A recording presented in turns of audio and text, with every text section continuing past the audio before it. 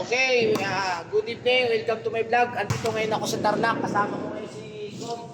Rapi Pacifico. Kom, papasok na tayo dun sa aking tip na lagi kong sinasabi.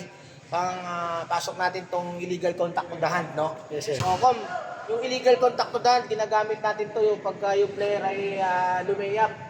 Yan guys, yung ating tatandaan palagi. For example, nilayap si Kom, siya yung player, ako yung depensa. Ang tira ni Kom, nakagip dito, yan yung tinatawag natin na illegal contact to the hand, no? So, pipito tayo dyan, no? Pick! Tapos kung siya ay malamang ako shooting yan, hindi siya pinasa, 2 free throw ang ibibigay natin, mga kapitos, no? Then, 1 step forward. So, unahin natin siyempre yung, dahil tip number 25 na tayo. So, tapos yung nature ng foul, no? Laging para uniform tayo, 2 free throw. Kung unsuccessful yung tira. Okay? So, maraming salamat sa pagsuporta niyo palagi sa mga videos natin. So, gumawa ako ng isang video dito sa may Tarlac para kasama natin ang ating commissioner dito.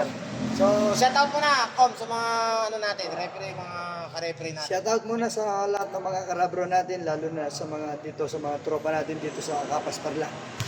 Okay, salamat, Kom. National Commissioner, Sir Ruben. Thank you, Kom. Thank you very much. Bye-bye. See you.